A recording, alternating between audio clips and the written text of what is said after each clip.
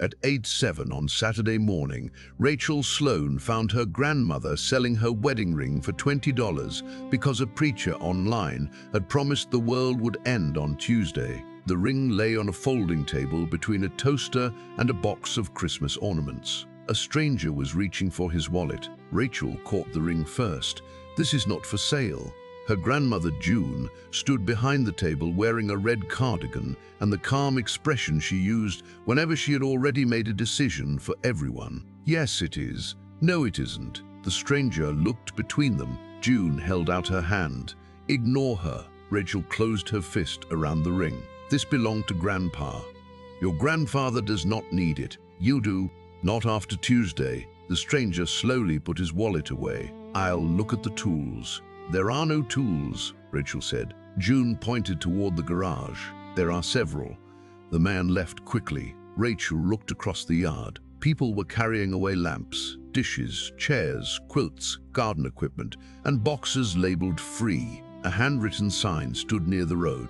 "Everything must go, no reasonable offer," Refa said. Her grandmother had lived in the white farmhouse for 46 years. Now half the living room was on the lawn. "Where is your phone?" Rachel asked. "In the kitchen."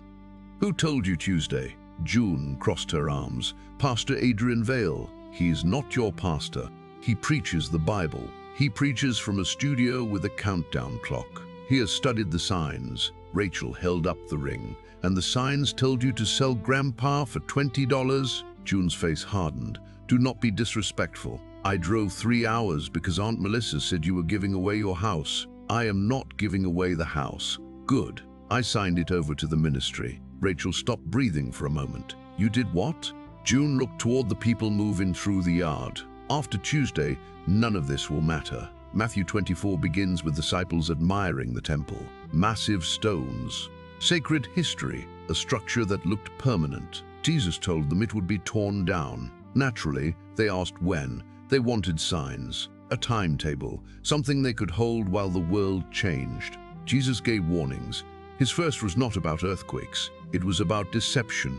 "Watch out that no one deceives you." That is the first warning every Christian should understand. The greatest danger is not that you will fail to predict the end. It is that fear will make you trust someone who claims he can. Rachel walked into the kitchen. June's phone was propped against a sugar bowl. On the screen, Adrian Vale stood before a digital image of the earth.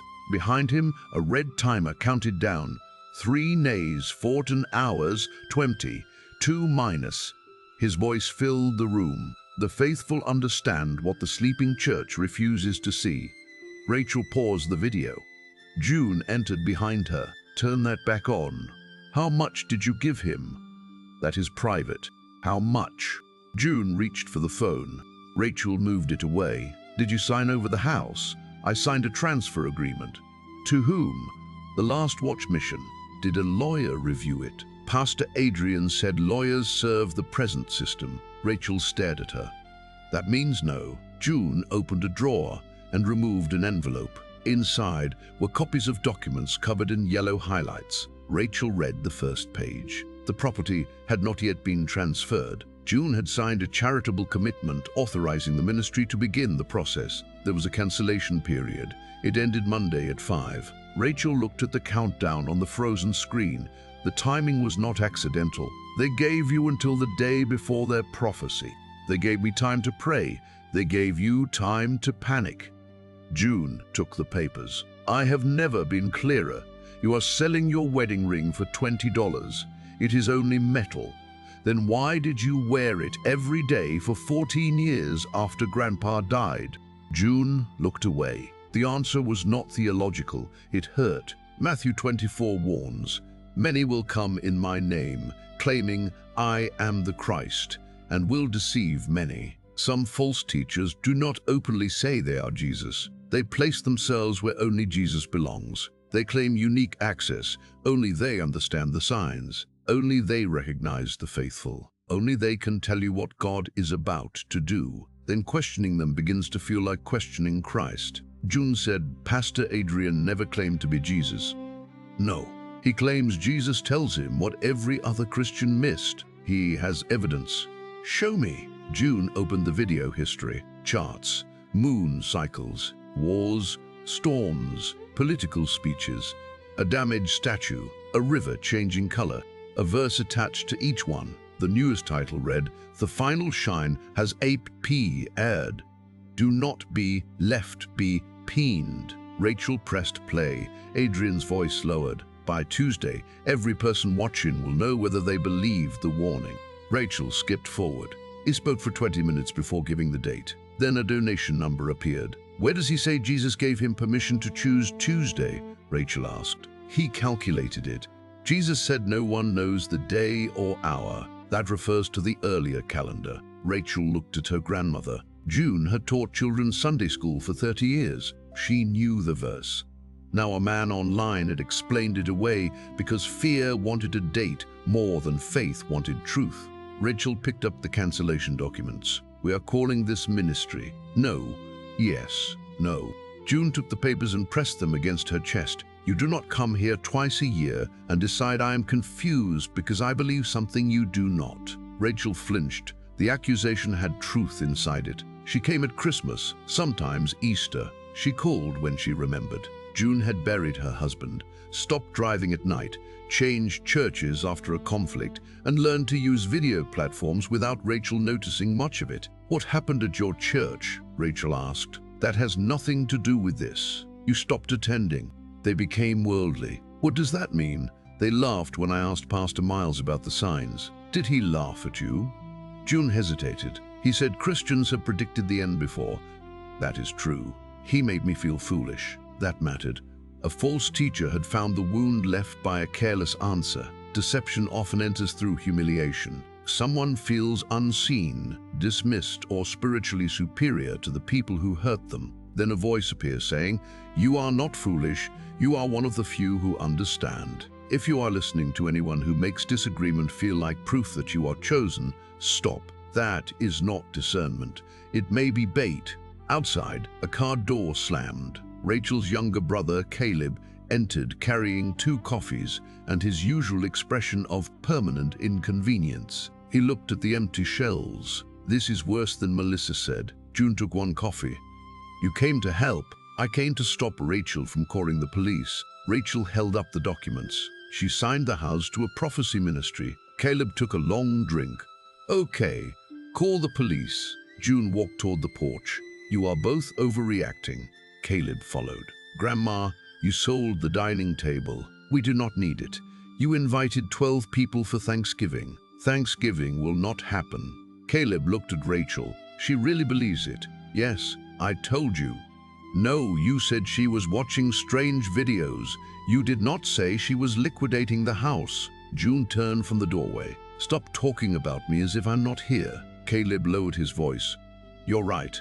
Then he pointed toward the yard. "Are you giving away the riding mower?" "Yes." "I'll take it." Rachel stared at him. "What? If she's giving it away, better me than a stranger." June handed him the key. Rachel snatched it. "No one takes anything else." Several shoppers turned. Rachel walked onto the porch. The sale is paused. A woman holding a lamp asked, "Do we have to put things back?" "Yes."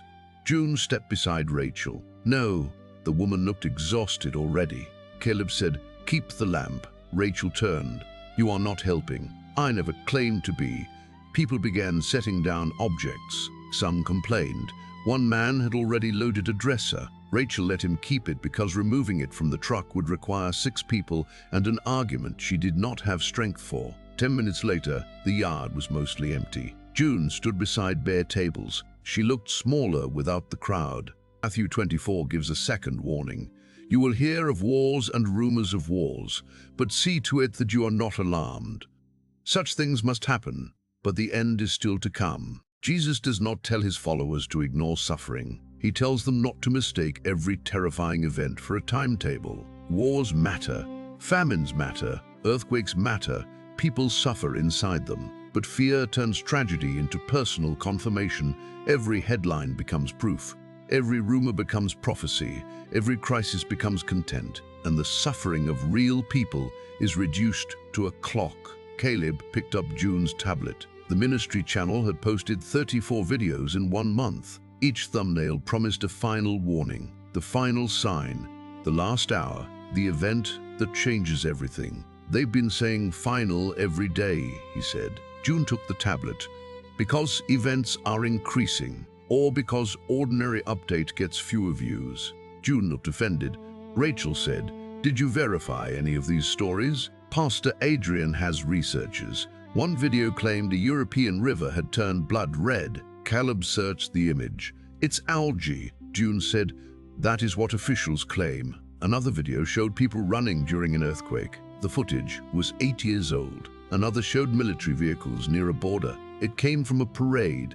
None of that proved every warning false. It proved the channel did not care whether fear was accurate. The third warning from Matthew 24 concerns persecution. Jesus said his followers would be hated, handed over, and even killed because of his name. That warning has comforted believers suffering real persecution across centuries. But fear-driven religion can misuse it. Every criticism becomes persecution.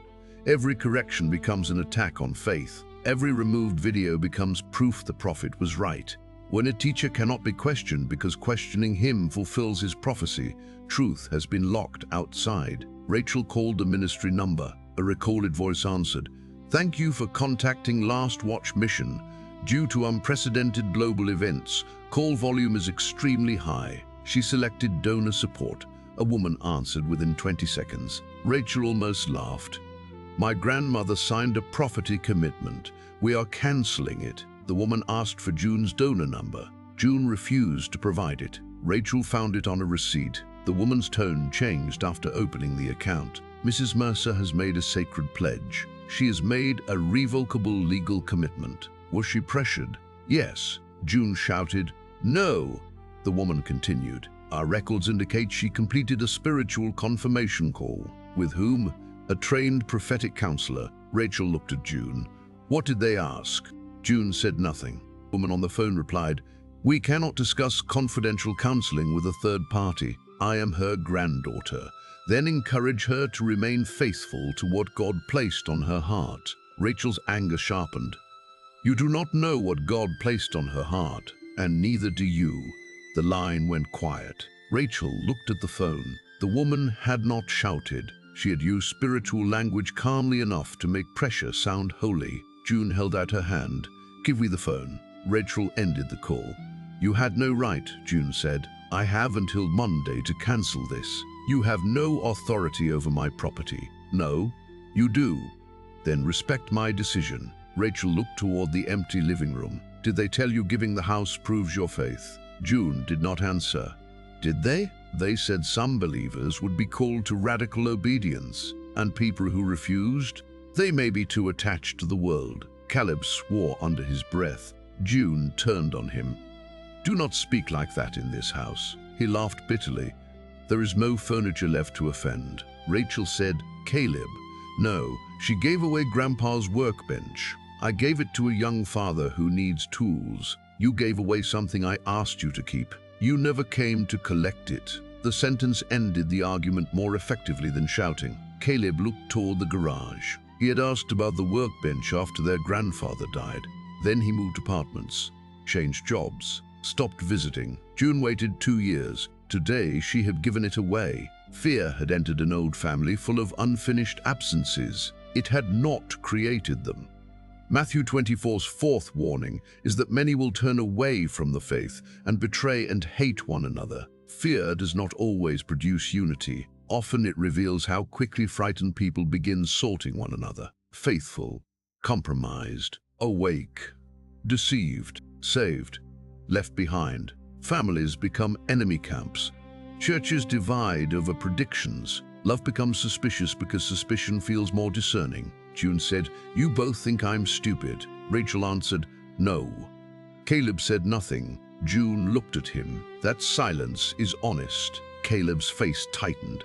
"I think you're being manipulated." That is not the same as stupid. It feels the same when everyone takes your phone. Rachel placed the phone on the counter. "All right." June looked surprised. "It stays here," Rachel said, "but before you send anything else, read the full documents with a lawyer." "I do not need a lawyer." "Then with Pastor Miles." "He dismissed me." "Then choose someone else you trust who has not received money from you." June said, Pastor Adrian receives donations because ministry costs money. Yes, that is why his advice about your house is not neutral. Caleb opened a cabinet. There were 3 cans of soup and no plates. What are we eating?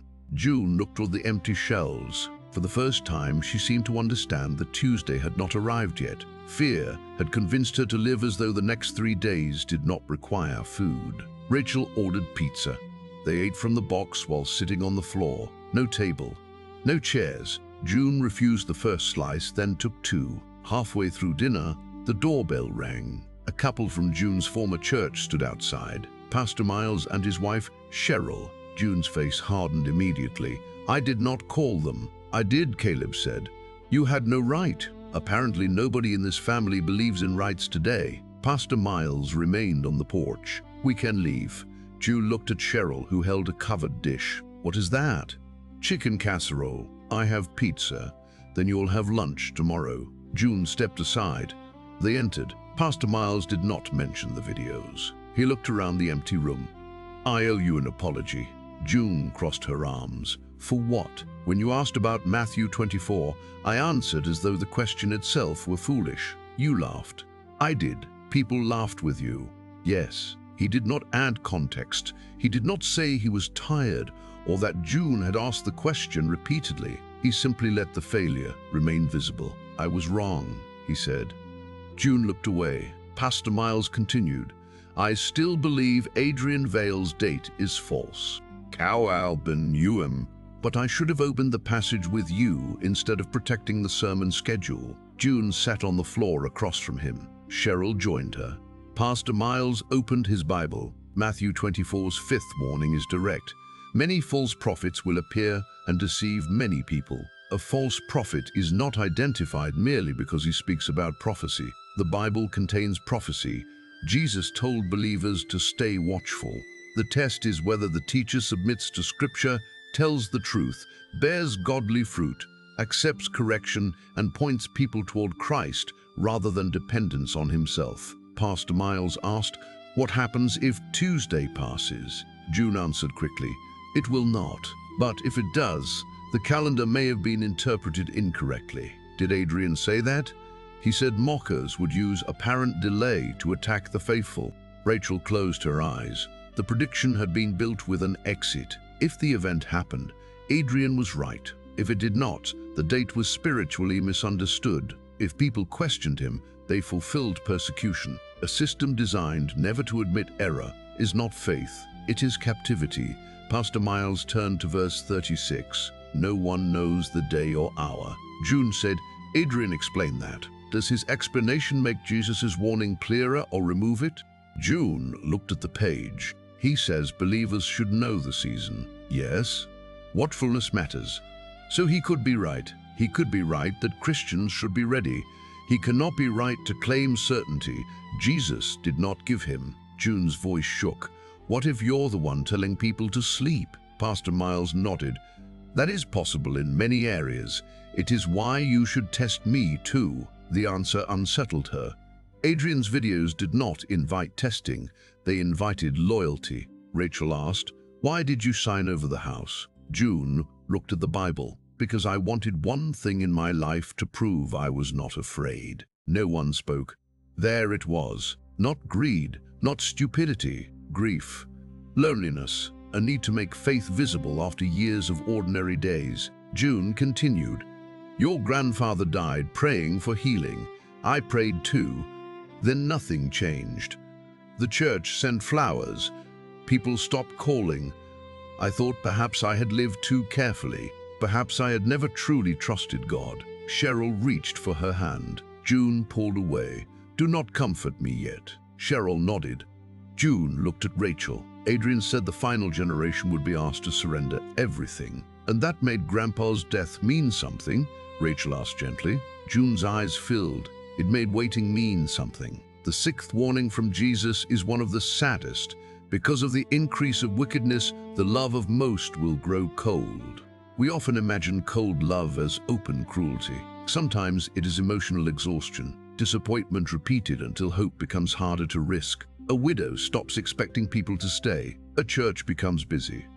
A family calls less. Then a stranger online speaks with urgency every day and begins to feel closer than people who share her blood. The warning is not only that society will become darker, it is that Christians can become so consumed by darkness that love itself freezes. For the next hour, no one discussed the house. They discussed June, her empty weeks, her former church, the prayer group that ended, the birthday Rachel forgot to call until the next day, the workbench Caleb never collected, the way everyone asked whether she needed anything, then accepted no too quickly. June did not absolve them. She also did not excuse the ministry. Both truths could remain. That night, Rachel slept on the floor in her childhood bedroom because the bed had been sold. Caleb slept in the car because he refused to share the carpet with a box of old dolls. June stayed awake watching Adrian Vale's live stream. At 1:17, she entered Rachel's room. He is asking everyone to gather at the Mountain Center. Rachel sat up. What Mountain Center?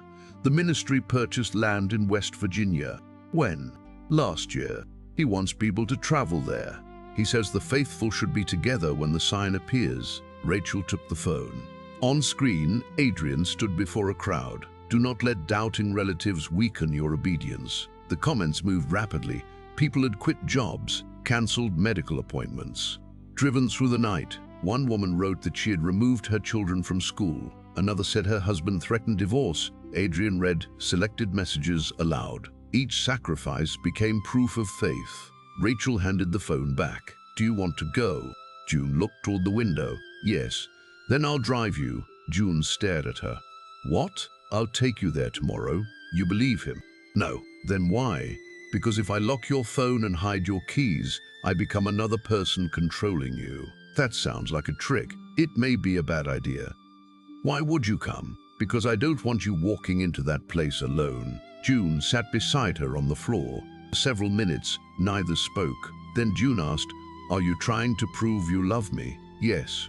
The honesty softened something. Will Caleb come? He will complain for 4 hours, but yes. From the hallway, Caleb said, I am awake. The next morning, the three drove toward West Virginia. Pastor Miles had advised against it. Cheryl had called the State Attorney General's Consumer Protection Office. Rachel kept copies of the property documents. Caleb brought snacks, phone charges, and enough suspicion for everyone. June wore her wedding ring again. She had taken it from Rachel's bag before sunrise. Rachel did not mention it. The road climbed through bare hills. Cars with handwritten signs moved in the same direction. Ready. The king is coming. Do not sleep. At a gas station, Rachel met a young couple traveling with 2 children. They had sold their furniture and used the money for the trip. What happens Wednesday? Rachel asked. The father smiled. We won't be here. The older child, perhaps 9, asked, what if we are? His father's face changed.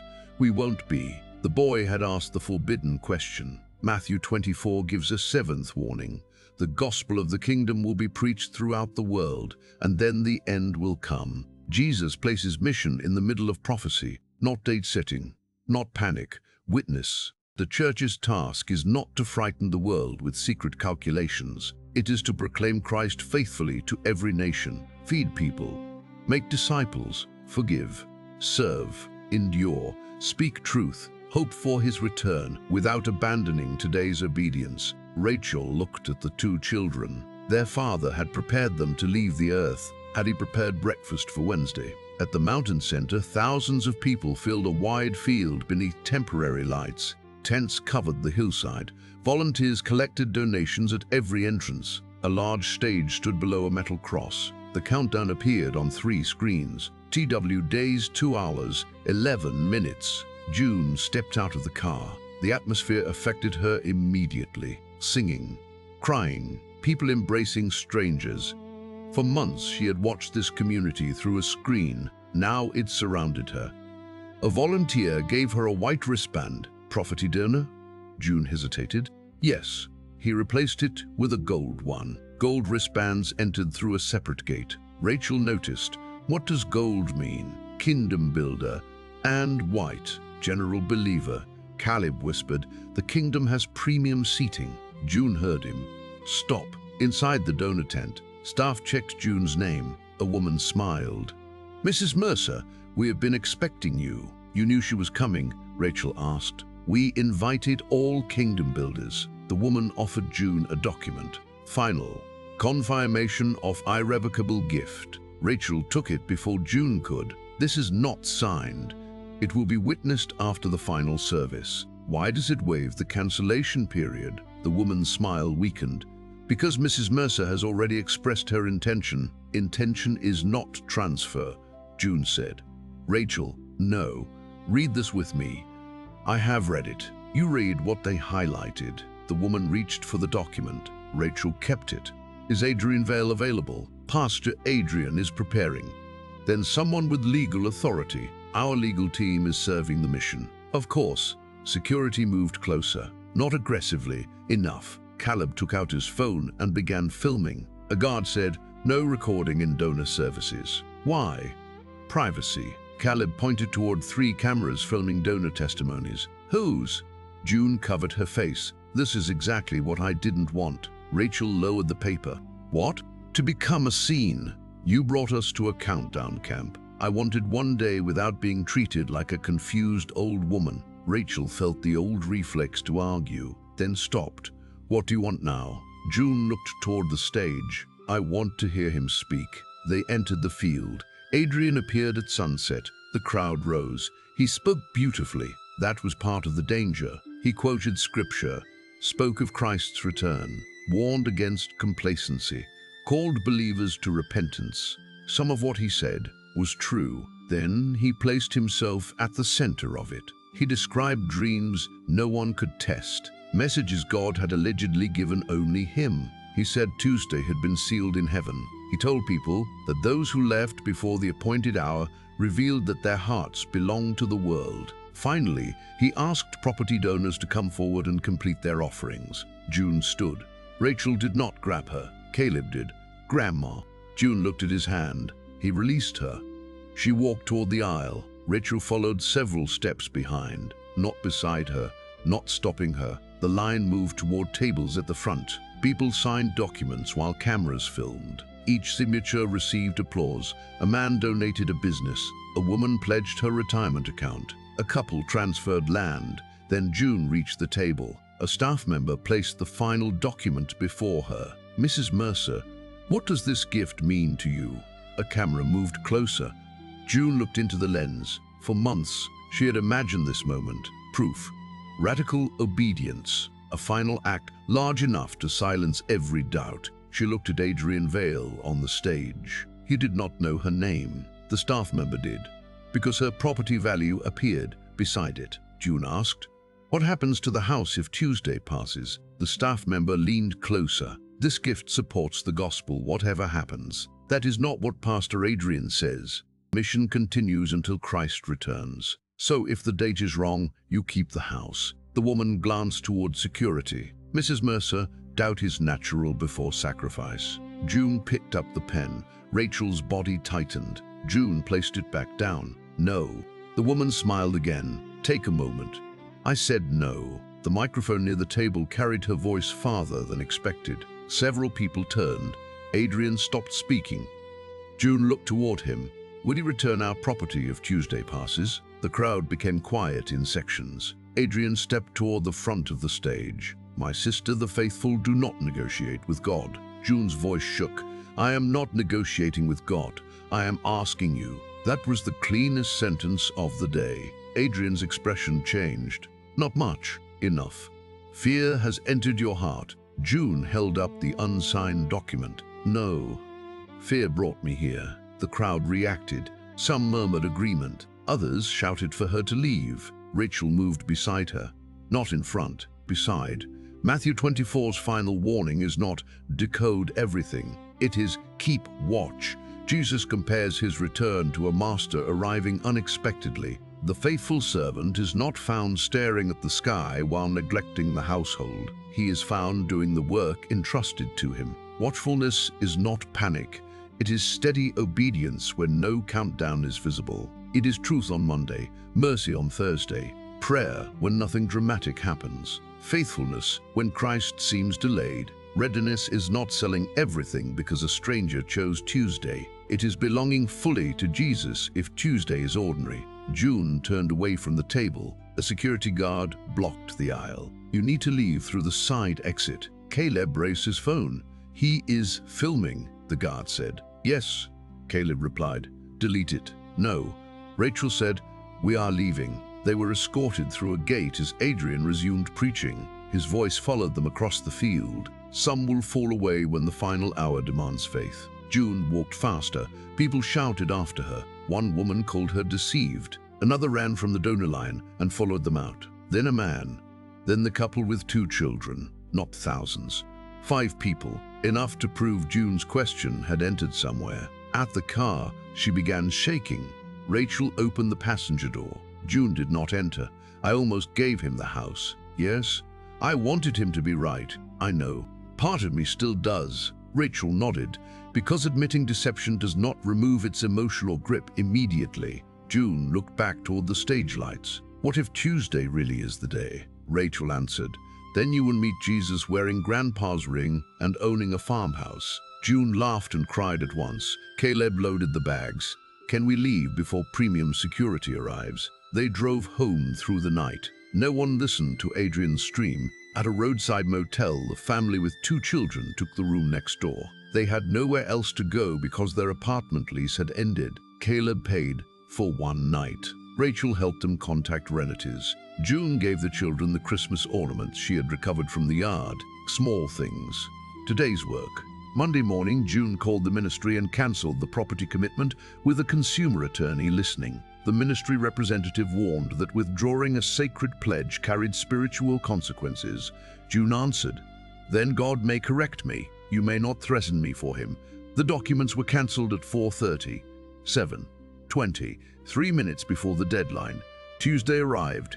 Rachel, Caleb, Pastor Miles, Cheryl, and 3 church members sat with June in the farmhouse. Not because they expected the world to end, because they did not want her to face the failed prediction alone. At the appointed hour, Adrian's live stream showed the crowd waiting beneath the metal cross. The countdown reached 0. Nothing visible happened. People continued praying.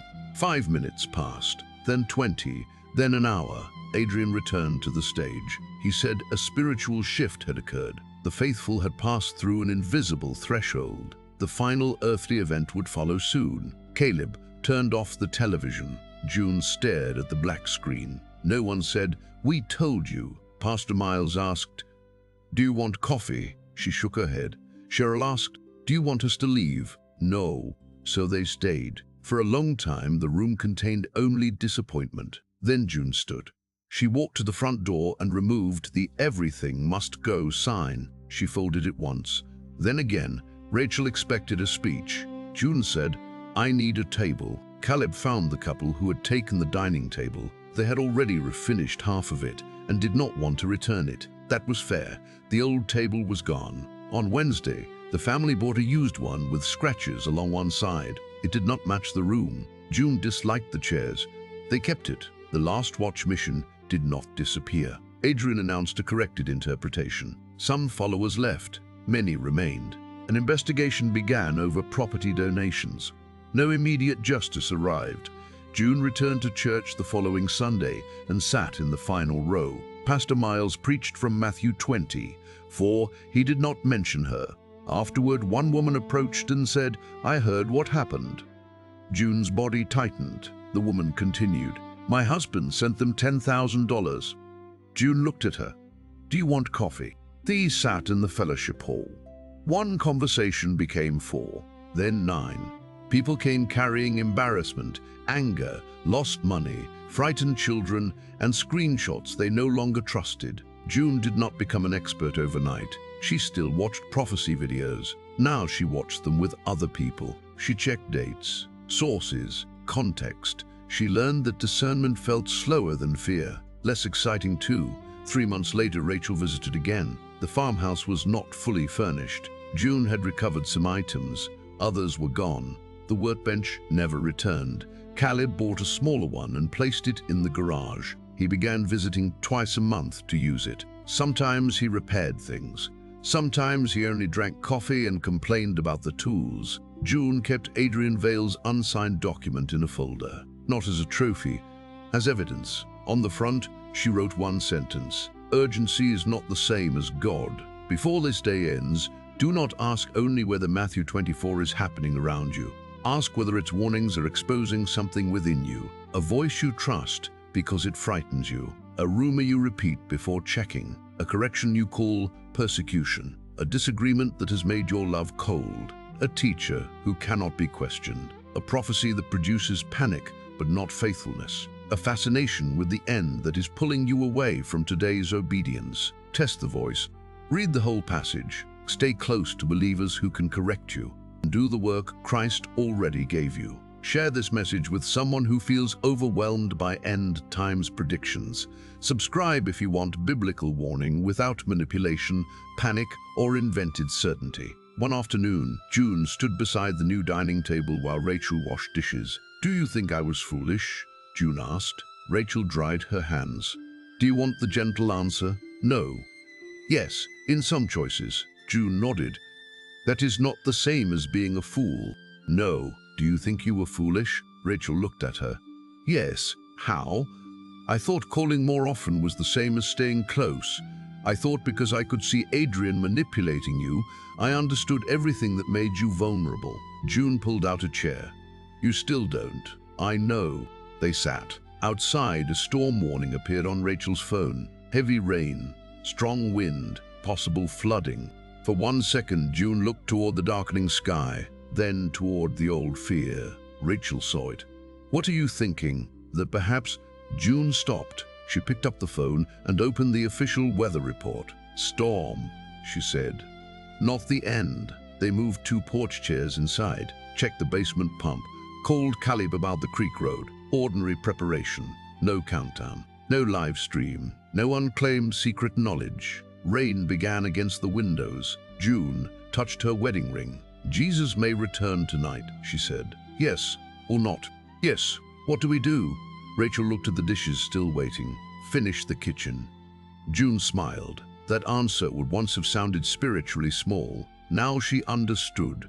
The faithful servant in Matthew 24 was not praised for discovering the date. He was praised because when the master came, he was still doing what had been entrusted to him. The rain strengthened. The house remained. For now, the future belonged to Christ. This evening belonged to faithfulness. June picked up a towel, and they finished the work in front of them.